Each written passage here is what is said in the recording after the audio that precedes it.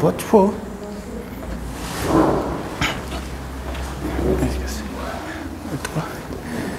Amém, gente? Boa noite a todos. A paz do nosso Senhor Jesus. Como vocês estão? Como foi feriado? Comeram muito chocolate? Comeram ou não comeram? Pode falar. Comeram? Amém. Ainda bem. Mas foi ovo ou foi bombom mesmo? Amém. Vamos começar? Vamos começar orando. Quem pode orar por nós aí? Deixa eu escolher um aí. Um bem bonito ou bonita. Ô Jonas, ora por nós aí, por favor. Senhor Deus, Todo-Poderoso, obrigado por essa oportunidade de estar estudando a sua palavra, Pai. Que ela seja suave no nosso ouvido, sabendo levar ela para casa, Pai. Não só na prática, mas também no coração. Em nome do Senhor Jesus Cristo. Amém.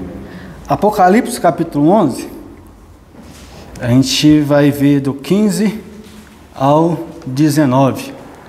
Apocalipse 11, do 15 ao 19. Fazendo uma retrospectiva do livro de Apocalipse rapidinho, nós sabemos que o livro de Apocalipse é um livro que narra a mesma história 7 vezes. Cada história, cada vez que é narrado, nós chamamos de um ciclo da mesma história. Então, no capítulo 1 ao capítulo 3, narra uma história. E que história é essa? Da primeira à segunda vinda de Cristo.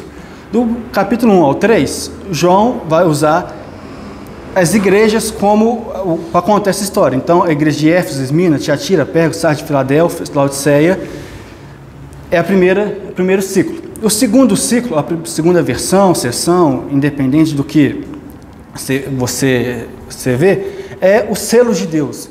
Nós sabemos que os selos nada mais são que uma figura, um símbolo do juízo e da misericórdia de Deus em relação aos homens. Então, nós sabemos que são 7 selos. Vamos ver se vocês lembram. O primeiro selo era o quê? Quem sabe? Quem lembra? De dar uma dica. É um dos cavalos. Isso, cavalo branco. Que é o mais debatido de todos, que uns acreditam que pode ser o anticristo, ou o próprio Cristo, ou também o Evangelho sendo espalhado pela terra. O segundo é o cavalo vermelho, que representa as guerras. Nós, da primeira até a segunda vinda de Cristo, vimos que temos muitas guerras. Está rolando guerra todo dia, desde da ida de Cristo até o último dia, teremos guerras na humanidade. O terceiro selo, o cavalo preto, representa a morte. O quarto, o amarelo, que é a fome. Então, esses 4... Não. Achei que o amarelo eram as pestes da morte. A preta é a morte. A preta é a morte e o amarelo é a fome. O quinto selo vai representar a perseguição contra o povo de Deus. Contra o povo de Deus. O sexto selo se trata da volta de Cristo e o sétimo, o juízo final. Agora, a terceira sessão, em vez de selos, em vez de igrejas, o João vai ver trombetas. Então, cada soar de cada trombeta é, assim como os selos, uma representação do juízo, da misericórdia de Cristo. O primeiro, quem lembra, a primeira trombeta é 1/3 da terra sendo devastada. O segundo, 1/3 do mar sendo devastado, dos animais marinhos, da fauna marinha, da flora marinha, tudo sendo devastado. O terceiro, as águas amargas levando à morte de muitos homens. O quarto, o sol, a lua, as estrelas se escurecem. A quinta é a perseguição dos gafanhotos.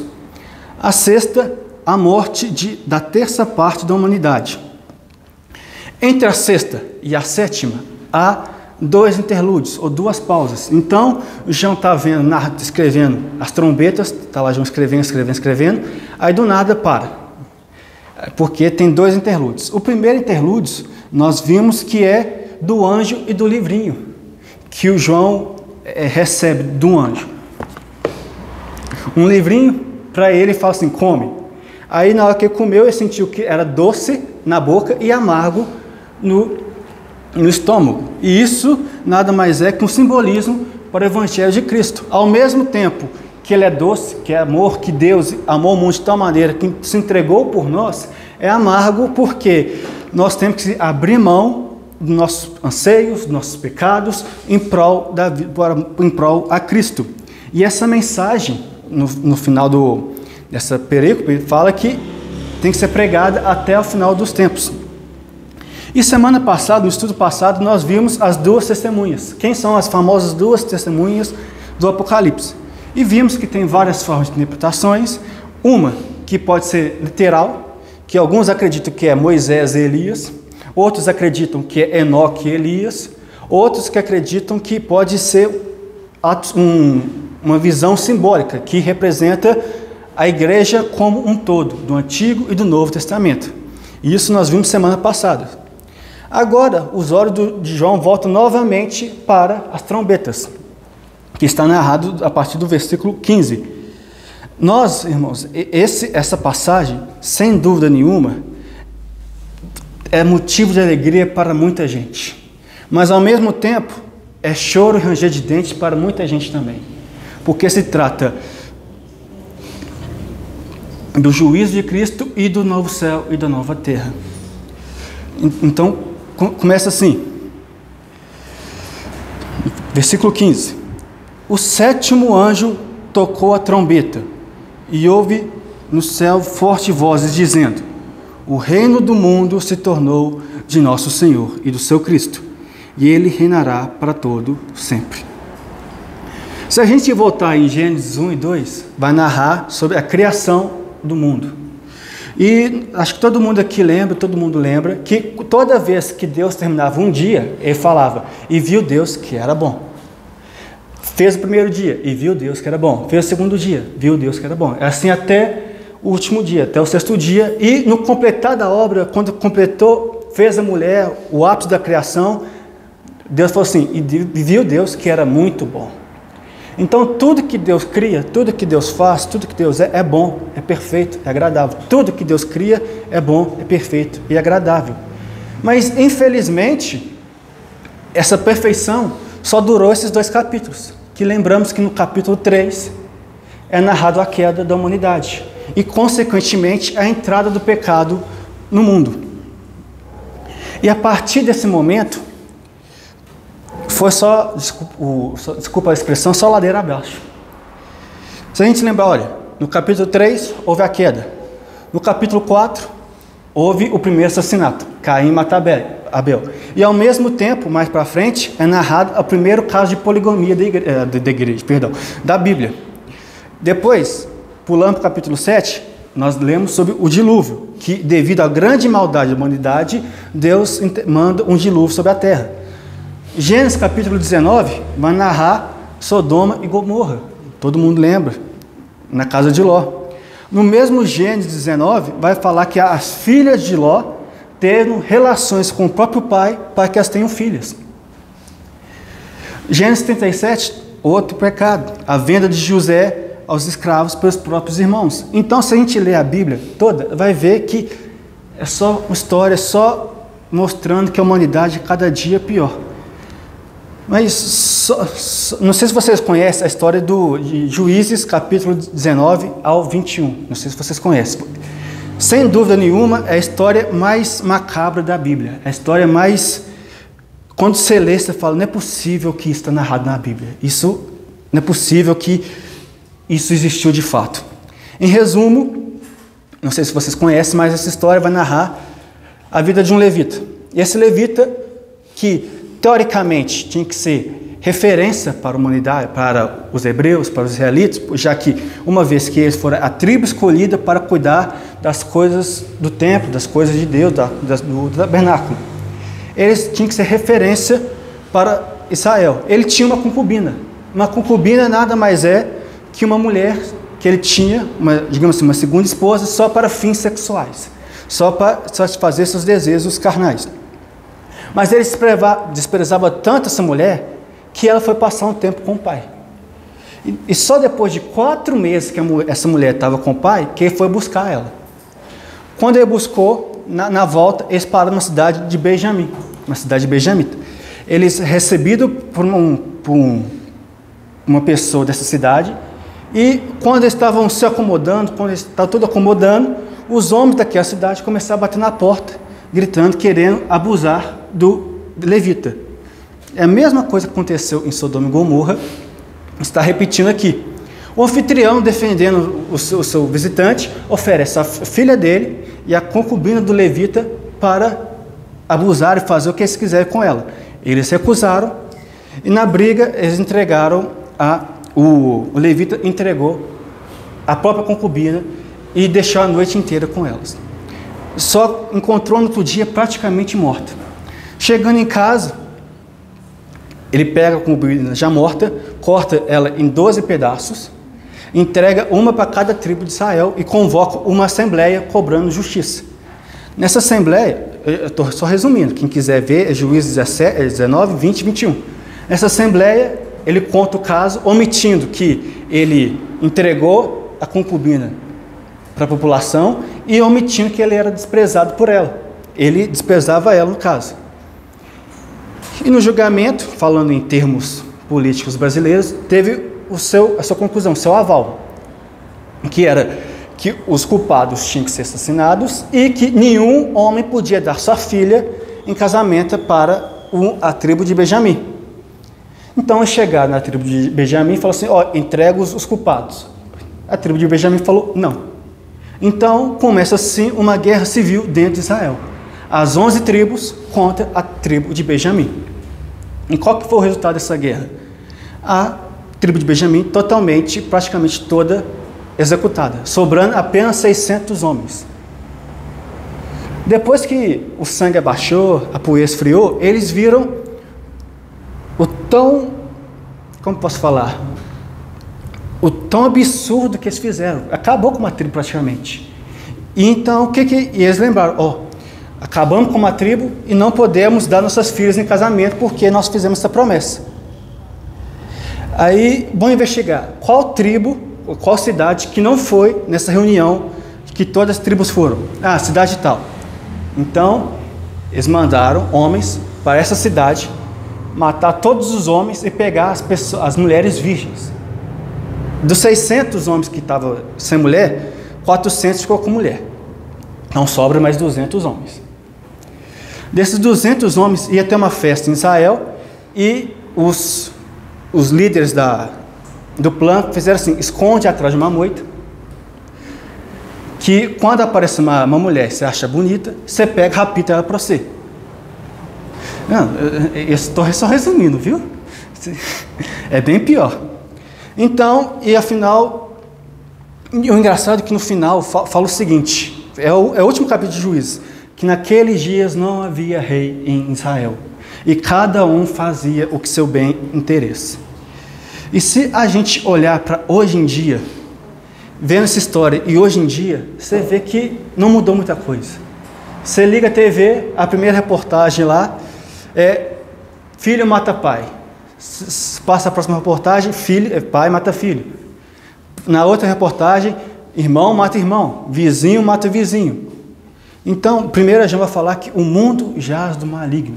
O mundo já é mau. As pessoas são más por natureza. Então, isso tudo é consequência do pecado. Mas pela graça de Deus, Gálatas 1,4 vai falar que Deus, vendo isso, manda um filho para nos salvar. Quer ver? Gálatas 1,4. Gálatas 1,4 vai falar o seguinte. Eu não tenho aqui. Tá aqui, ó. Espera aí.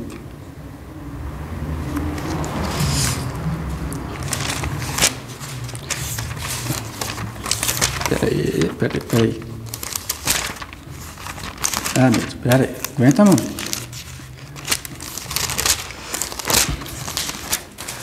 Gálatas 1,4 fala o seguinte, a partir do 3, que a graça e a paz estejam com vocês da parte de Deus, nosso Pai, e do Senhor Jesus, nosso Filho, nosso Cristo, a qual se entregou pelos nossos pecados, para nos livrar desse mundo perverso, segundo a vontade de nosso Deus e Pai.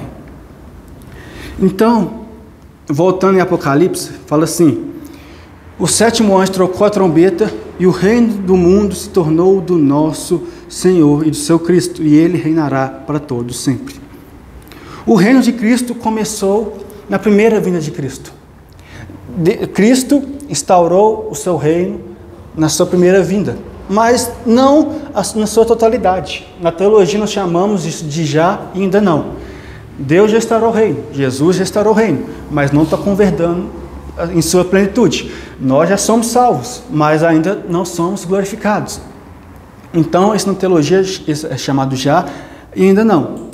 Mas vai chegar um dia, que está narrando esse texto aqui, que o reino de Deus será do Senhor e do seu Cristo para todo o sempre.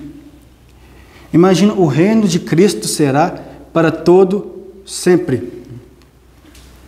Isso é para cumprir Daniel capítulo 7.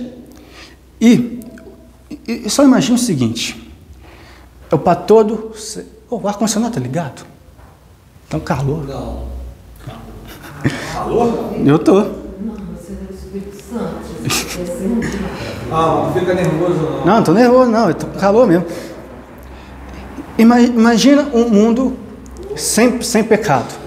Um mundo totalmente puro, sem culpa, sem condenação. Um mundo, Jota, que a gente não está... Sabe aquele pecado, Jota? Você fica a vida inteira lutando contra esse pecado. Estimação, que você fica o dia inteiro, a carne lutando contra o espírito o dia inteiro. Você sabe que esse pecado vai te acompanhar por resto da vida se você não vigiar. Sabe quando você não vai ter preocupação mais com isso? É isso o reino de Deus quando você estará em sua plenitude. Não vai ter mais culpa, não vai ter mais culpado, não vai ter mais condenação, porque Cristo já pagou os nossos pecados. E não sei se vocês têm ideia de que é eterno. Eterno é que não terá fim. Então vai passar 1 milhão de anos, ainda estamos lá. 1 bilhão de anos, ainda vai estar lá. Não vai ter fim. Olha o 16. E os 24 anciãos que estavam sentados no seu trono, diante de Deus, prostraram e sobre o seu rosto adoraram a Deus, dizendo... Esses 24 anciãos apareceram pela primeira vez em Apocalipse 4:4. Nós sabemos que é um símbolo das 12 tribos de Israel com os 12 apóstolos do Novo Testamento. Então, é a junção do Novo Testamento e a do Novo Testamento. E se a gente lá no versículo 4, vai falar o seguinte... Você levantou a mão aí? Apocalipse 4:4.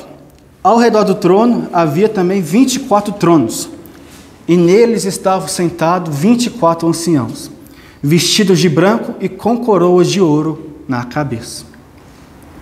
Então, esses 24 anciãos não representam, na sua literalidade, 24 pessoas, mas sim é um simbolismo para toda a igreja.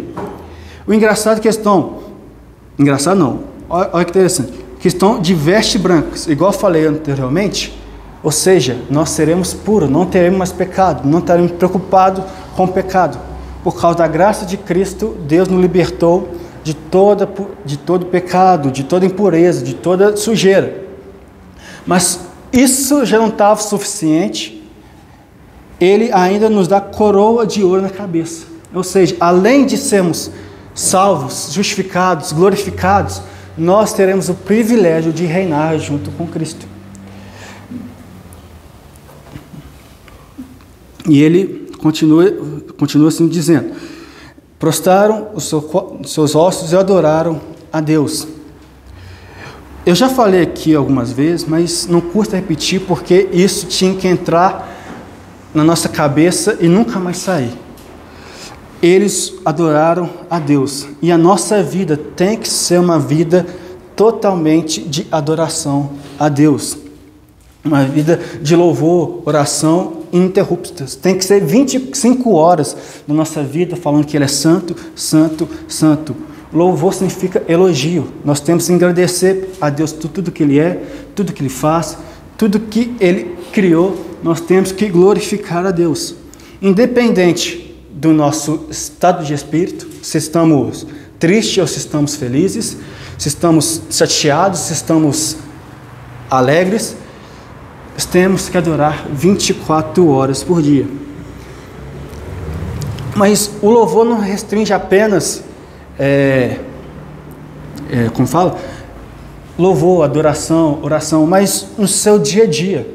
É no seu trabalho, você tem que refletir Cristo no seu trabalho. Dentro da sua casa, você tem que refletir Cristo dentro da sua casa.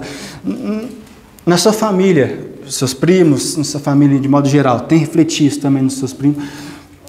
Onde você for, a Bíblia vai falar: quer comais, quer bebais, faça tudo para a glória de Deus. Onde você estiver, dentro do shopping, dentro do clube, dentro do estádio, não interessa, faça tudo para a glória de Deus. Temos que louvá-lo a Deus, independente. É só eu, uma pergunta, é só eu que, às vezes, quando vai orar, não sai nada? Se a gente começa, querido Deus, aí fica, é só eu? Ah, ainda bem que era só eu que tinha esse pecado. Então, mas, e às vezes eu fico vendo que, às vezes a gente é muito emocional. Eu orei, mas não senti Deus. Mas Deus não chamou para ser sentido, mas para ser crido. Não sei se você já percebeu, quando vocês vão orar, que parece que estão orando para a parede. Ninguém está escutando, ninguém está ouvindo, você está orando, você para o chão está escutando, mas ninguém. Não sei se vocês já passaram por isso, mas independente dessas circunstâncias, Deus chama para nos louvá-los, independente do nosso sentimento, independente da forma que estamos, Deus chama para nos louvarmos a Ele.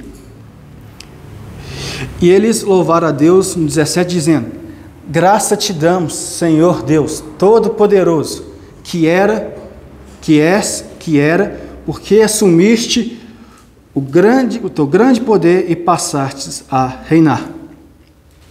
Então, os 24 anciãos começaram a falar que Ele é todo santo, poderoso, santo, santo, santo, onipresente, onisciente, onipotente. Vocês provavelmente já escutaram essa expressão, o que era, o que é, o que há de vir. No Apocalipse, tem 3 passagens que falam sobre esse que era, que há de vir.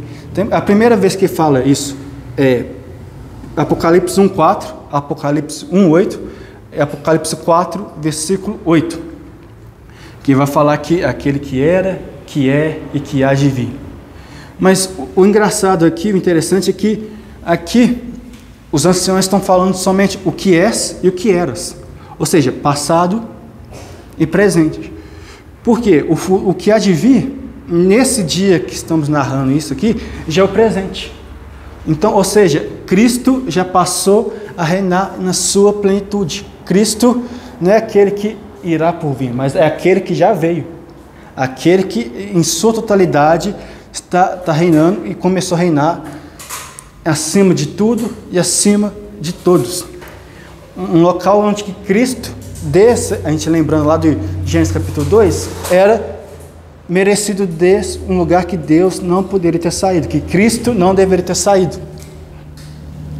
É aquele lugar de majestade, de Senhor, de Salvador, aquele que é o alfa e o ômega, o início e o fim, aquele que era, o que é e o que há de vir, aquele que é o pão da vida.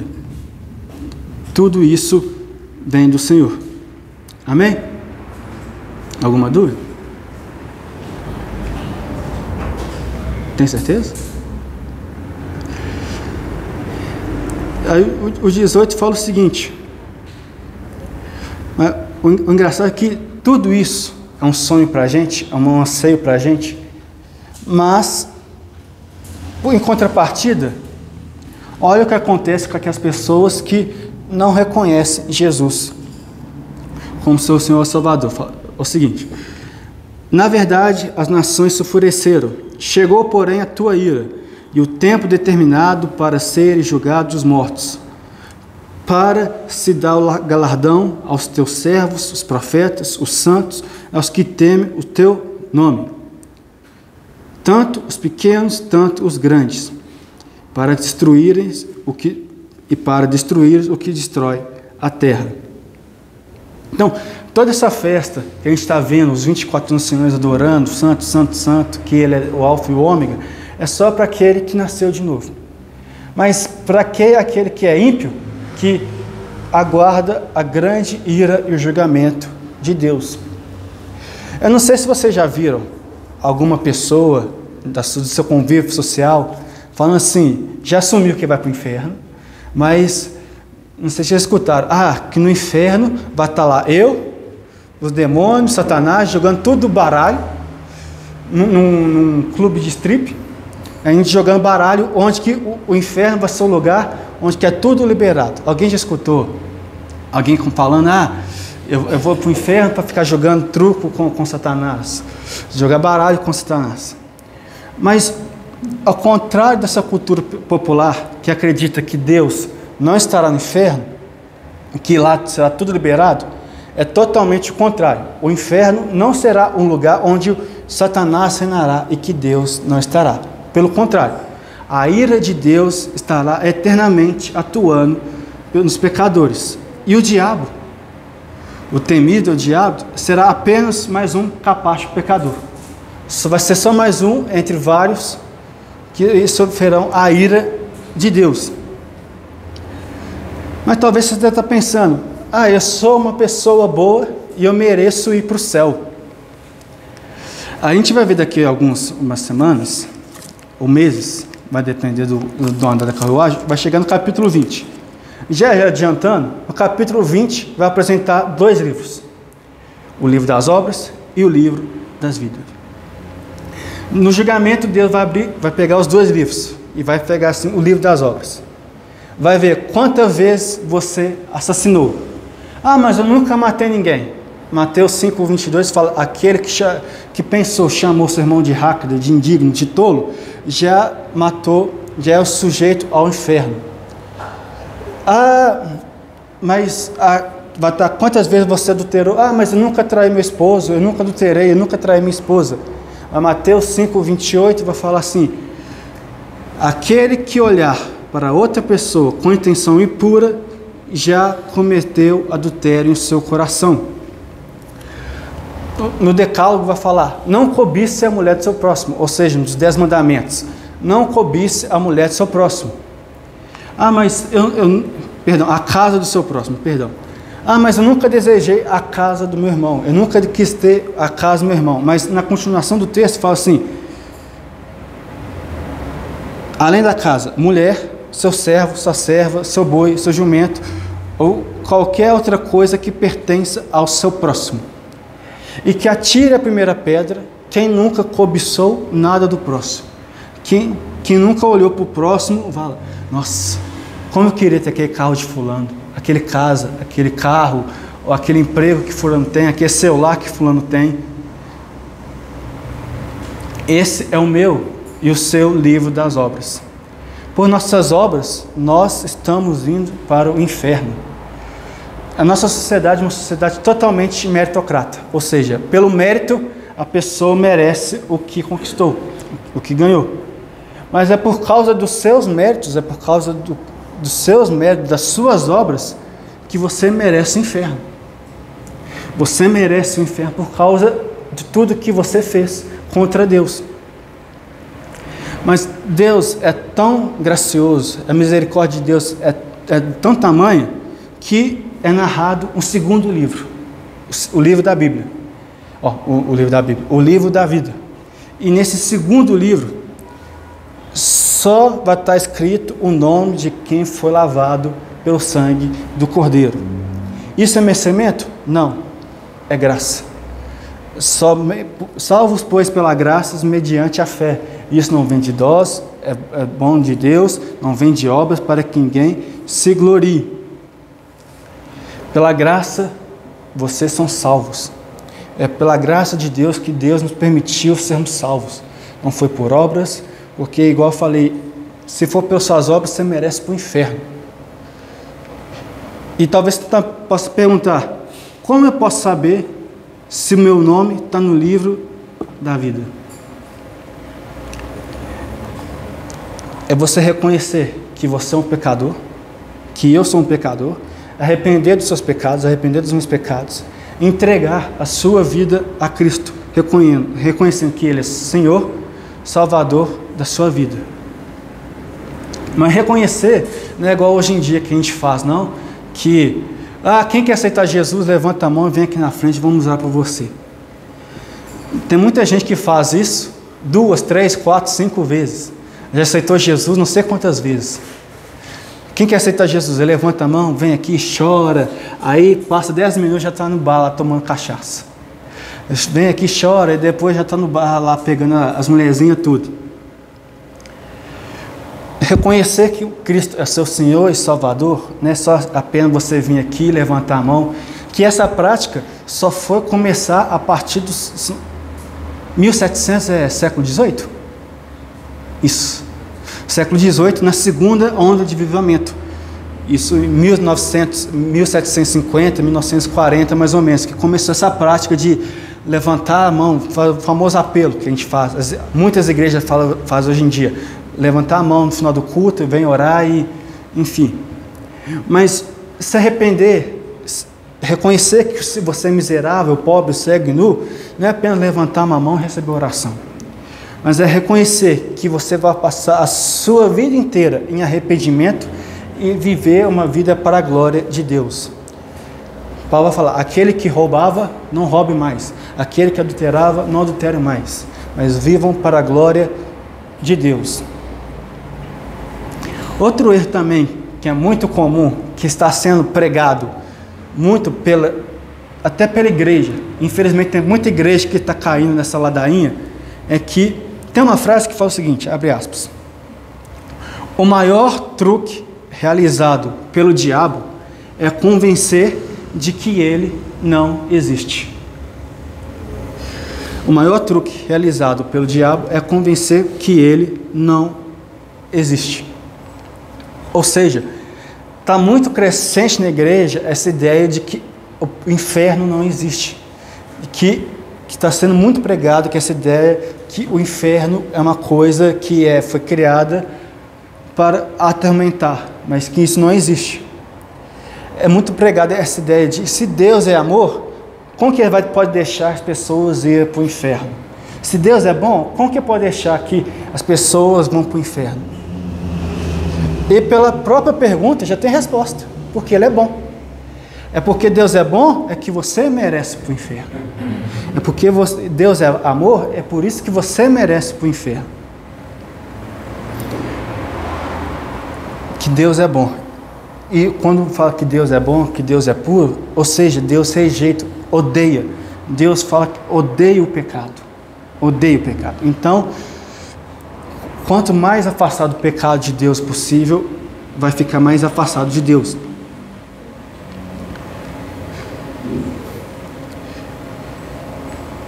Amém? Alguma dúvida?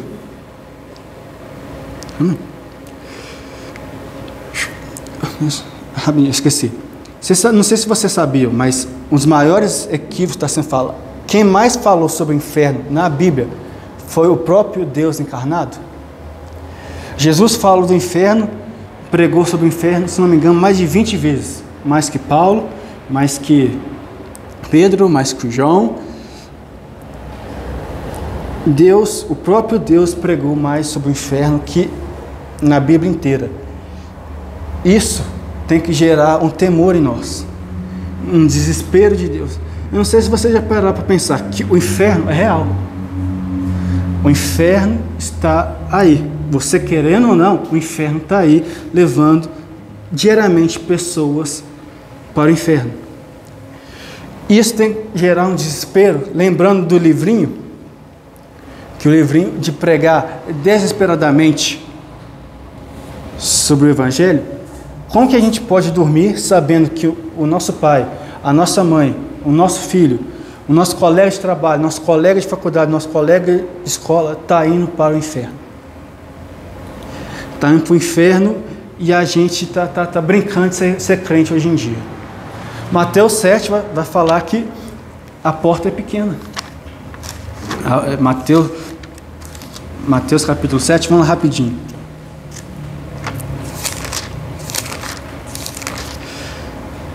Mateus 7, 13 e 14. Mateus 7, 13 e 14.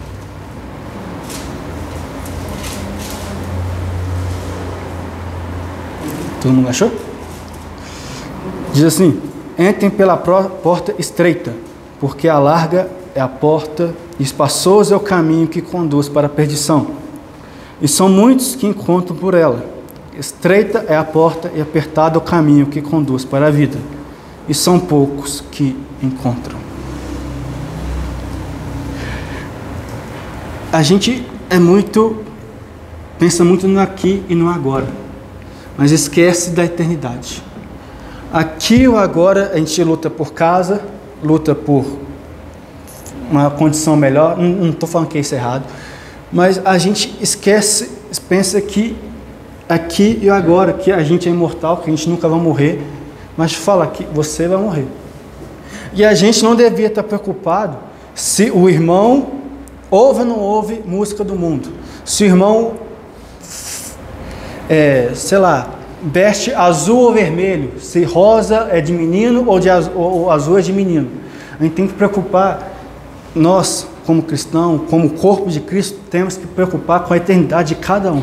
Eu tenho que preocupar com a eternidade de vocês têm que preocupar com a minha eternidade. Chegar, Vitor, tal coisa que você fez está em pecado. Ô Jonas, tal coisa que você fez está em pecado. Nem direto para você não, viu, varão? Deixar bem claro. Mas a gente tem que ficar preocupado com a eternidade, um com o outro, com o corpo de Cristo. Que a gente fica preocupado com aqui ou agora. O que eu vou fazer amanhã? Você sabe se você estará vivo amanhã? O que eu vou fazer daqui 10 minutos? Eu não sei se eu vou estar vivo até 10 minutos, talvez eu caia aqui duro no chão, de tanto calor que eu estou sentindo. Mas a gente está preocupado com essas coisas passageiras, com essas coisas terrenas. Eu quero um carro melhor, eu quero uma casa melhor, eu quero um emprego melhor, eu quero ter uma família maior, mas esquece do principal, que é a sua vida terrena, a sua vida eterna, a sua vida com Cristo. Eu não sei se vocês já imaginaram a vida com Cristo. Imagina a gente jogar a bola com Jesus, chegar assim, a gente jogar a bola com Jesus, ver Jesus face a face, cara a cara, pegar na mão de Jesus e ver, foi por mim, foi por você, fazer igual o Tomé. Então, Jesus, deixa eu ver o calo dessa mão, está lá, o furo, as marcas da mão, dos pés. Já imaginou essa cena? Já imaginou você na eternidade com Cristo, vendo, não apenas crendo, não apenas sentindo, não apenas imaginando, mas vendo. Você está vendo Cristo com esses olhos bonitinhos seus aí. Você está vendo Cristo. Isso tinha que despertar em nós um anseio grandioso, imaginar Cristo. E a gente é tão pecador que quem aqui, agora que eu levanto a mão, que eu já levantei a minha, que eu já cometi esse pecado também. Quem aqui já imaginou, se meu irmão, enfim, uma pessoa não foi para o céu, será que eu vou sentir tristeza de não encontrar ele no céu? Alguém já parou para pensar nisso? Todo mundo aqui já, meu filho, será que eu vou ficar triste porque meu filho não vai para o céu, se meu pai não vai para o céu, porque minha mãe não vai para o céu? A Bíblia fala que no novo céu e na nova terra não terá mais morte, nem pranto, nem choro. E a gente é tão egoísta de preocupar com a nossa tristeza, que não teremos, porque não teremos mais tristeza, ao invés de preocupar com seu irmão, com sua mãe, com seu pai, indo direto para o inferno, a passos largos para o inferno.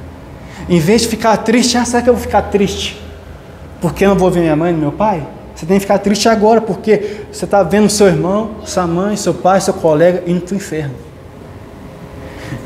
Isso tem que gerar em nós um desespero de pregar a palavra de Deus eternamente, diariamente. Não é só chegar aqui na igreja, bater ponto e ir embora, não. É no emprego. É pregar, arrependei-vos e crede no Evangelho, na sua faculdade. Vai fazer chacota de mim? Que faça. No meu emprego, prega. Dentro da minha casa. Eu vou ser expulso de casa, que seja expulso. Eu sei que falar é fácil. Falar é muito fácil.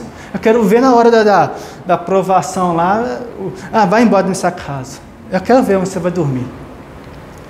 Mas isso tem que gerar em nós um senso de urgência, que pessoas estão indo para o inferno. Você já imaginou isso? As pessoas estão indo para o inferno.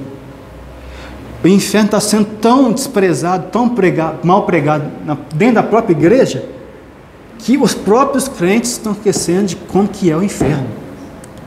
A gente, de vez em quando, pastor Pedro, tem que pregar mais sobre o inferno para esse povo, para ver se o povo acorda dessa vida dúbia.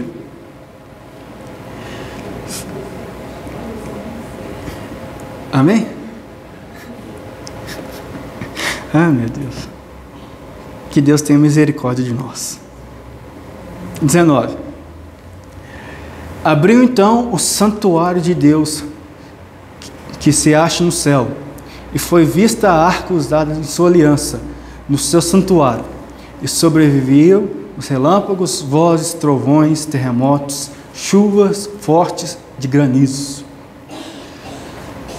Se a gente voltar de novo no Antigo Testamento, vai ver que a arca da aliança e o santuário de Deus, que nos tempos de Moisés até Davi, fugiu a palavra agora,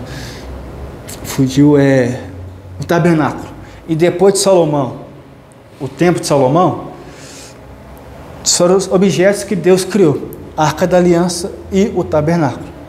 Se a gente pegar o tabernáculo, vamos lembrar que é dividido em 3 partes. Tem o pátio principal, o pátio externo, onde aconteciam os rituais, os sacrifícios, onde os levitas sacrificavam os animais, sacrificavam os cordeiros, tinha as festas, tinha os rituais, tinha os negócios para lavar as mãos. Tinha o lugar santo, onde a entrada permitida era só os sacerdotes. E tinha o santo dos santos, que era permitido a entrada somente do sumo sacerdote, ou seja, do sacerdote principal, uma vez por ano, para no dia da expiação, no Yom Kippur.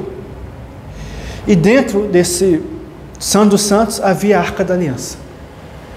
E a Arca da Aliança nada mais é que representava, na Antiga Aliança, a presença de Deus na terra.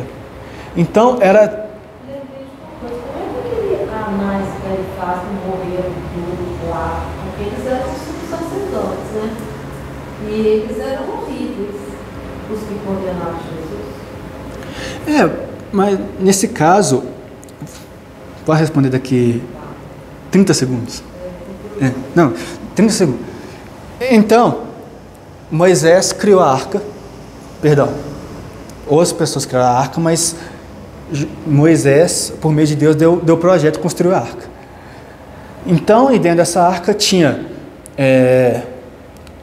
as tábuas dos 10 mandamentos, a vara de Arão e um pouco do maná do deserto. Isso de Moisés até os tempos da queda de Jerusalém, que aconteceu por causa da Babilônia. Depois da queda de Jerusalém, não se ouviu mais falar sobre a Arca da Aliança. A Arca da Aliança sumiu. Uns vão falar que na invasão babilônica, Deus puxou a Arca da Aliança. Outros vão falar que Jeremias escondeu a Arca da Aliança e hoje até escondida debaixo, hoje em dia, onde é a cúpula dourada? Aquele templo. Domo, isso. Obrigado. Domo dourado. Está lá debaixo. Mas se a gente for investigar lá, né, Felipe? A gente vai começar uma terceira guerra mundial se a gente for investigar lá, porque lá hoje em dia pertence aos Islã. Outros ainda acreditam que a Arca da Aliança está na Etiópia. Que um dos filhos de Salomão, um dos herdeiros de Salomão, pegou a Arca da Aliança e levou para a Etiópia. E tem até uma igreja lá, não sei se você sabe, que tem uma igreja, um templo lá, que somente certas pessoas podem entrar, ninguém pode entrar, e eles afirmam que a Arca da Aliança está lá dentro. Eu não sei, nunca fui lá, então não sei se é verdade ou mentira. Outros acreditam mais pessimistas que foi destruída a Arca da Aliança e acabou. Mas voltando, então nessa época não existia mais a Arca da Aliança. A Arca da Aliança já tinha sumido. Caifás e... Não, Mas tinha o tempo. Tinha, mas...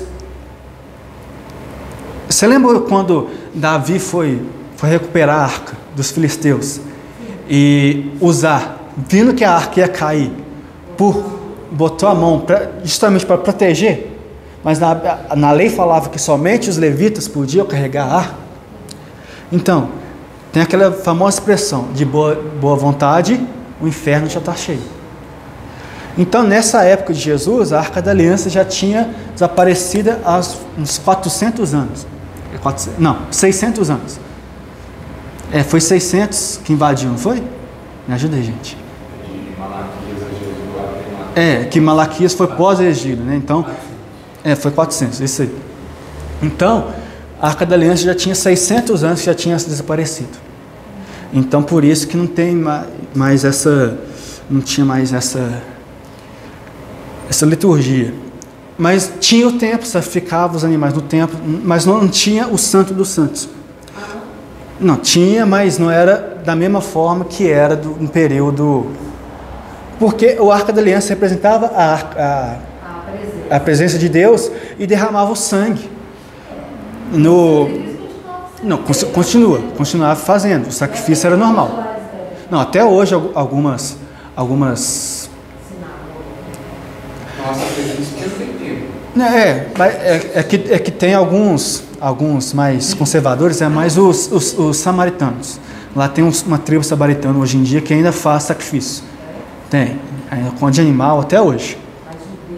Judeu, a maioria que tem, não por causa, igual o Gustavo falou, que o templo foi destruído no ano 70. Então, sem o templo, não tem outro lugar. O ano 70 foi destruído? O ano 70? O templo de Herodes, sim. Não. Ano 70. Ano 70, eu falo 70. 70 de 1970. Ou ano 70 depois de Cristo? Ano 70 depois de Cristo? Foi. Foi duas destruições. A primeira foi na Babilônia, destruiu o templo. E depois Herodes reformou tudo mais. A gente lê Aquela história de Daniel foi essa primeira vez que você está falando. Isso, Daniel foi um profeta do exílio. Sim. Então ele vai narrar durante o exílio babilônico. Aí Esdras, Neemias e Esther já é um período pós-babilônico, já é pós-egílio. Então Esdras, Neemias, alguns falam que até o mesmo livro, justamente porque a história é contínua e conta que ele está reformando o templo. Depois passou por uma terceira reforma mais tarde com Herodes, ampliando o espaço. Onde é o muro de Jerusalém hoje em dia?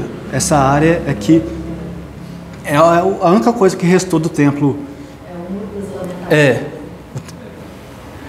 E no ano 70 depois de Cristo foi destruída.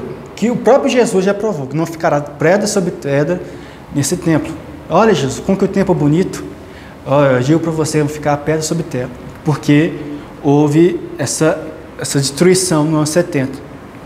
Mas voltando aqui, então nós temos o santuário de Deus e a Arca da Aliança. São duas coisas da antiga aliança.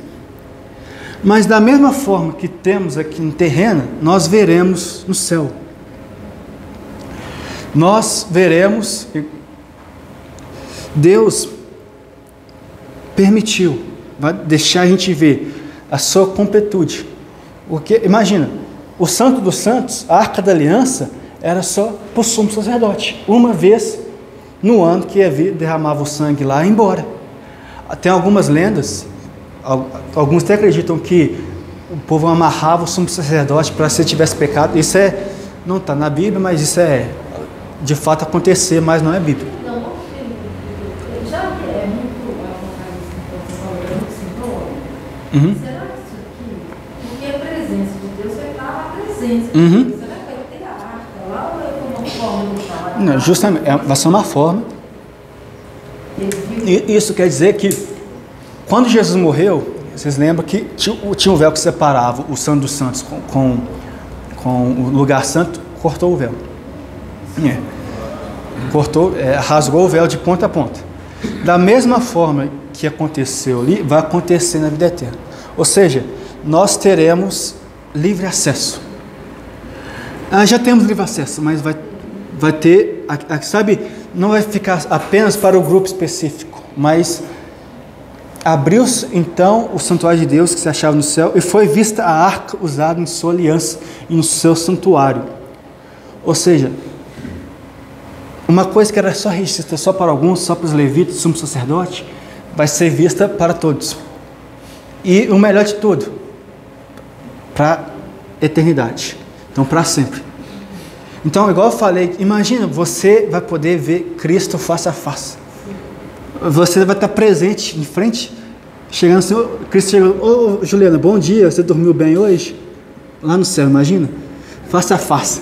Não, eu estou falando, não vai ter dormir, que não vai ter nem dia nem noite, mas imagina você conversar cara a cara com Cristo. Conversar sobre qualquer coisa. Isso vai ter essa visão, vai ter essa liberdade, vai ter essa...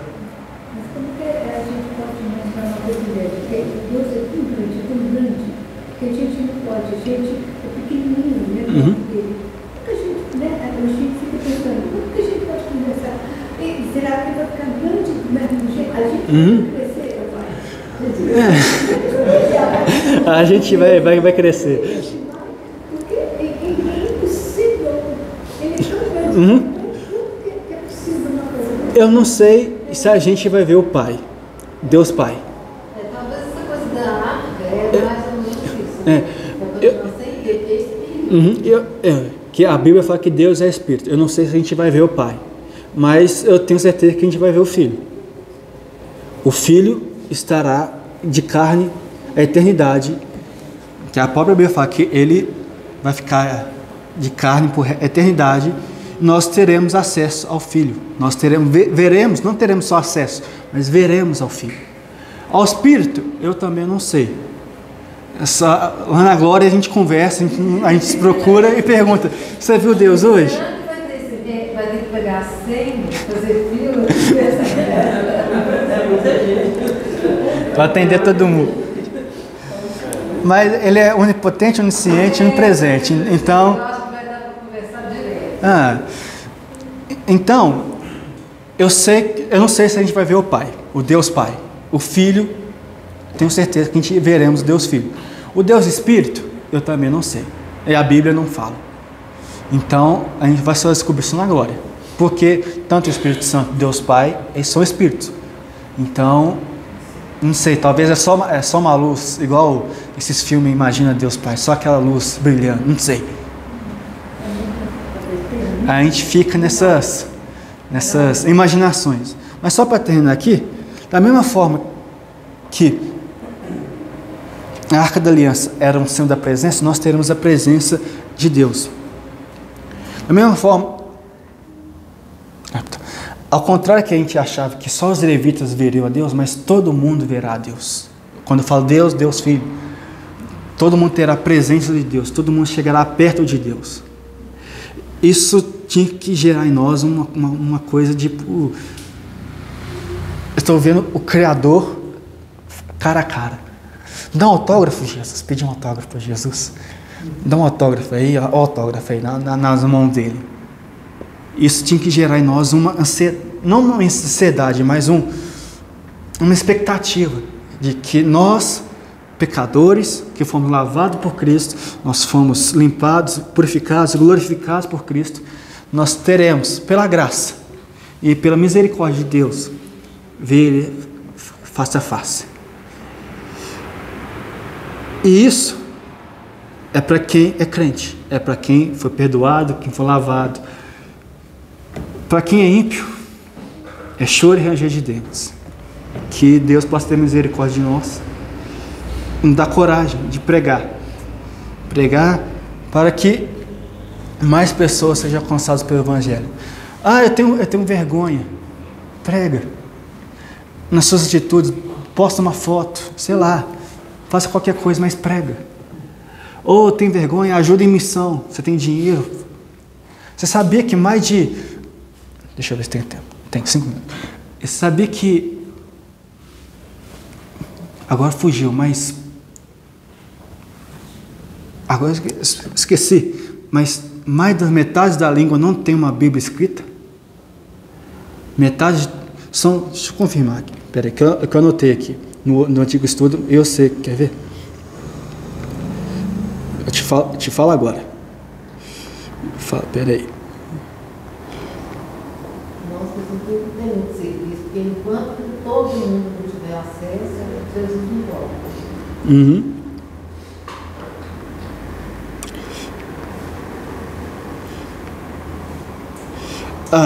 Eu não achei. Eu sei que, se não me engano, são 6.000 línguas e acho que mais de 2.000 não tem uma Bíblia escrita por completo. Então, tem muito chão ainda para capinar ainda. Então, que a gente possa pregar o Evangelho. E não com medo de ir para o inferno, mas por amor a Cristo. Por amor àquele que nos salvou, àquele que nos perdoou, àqueles que nos purificou. Amém? Alguma dúvida? Temos 3 minutos.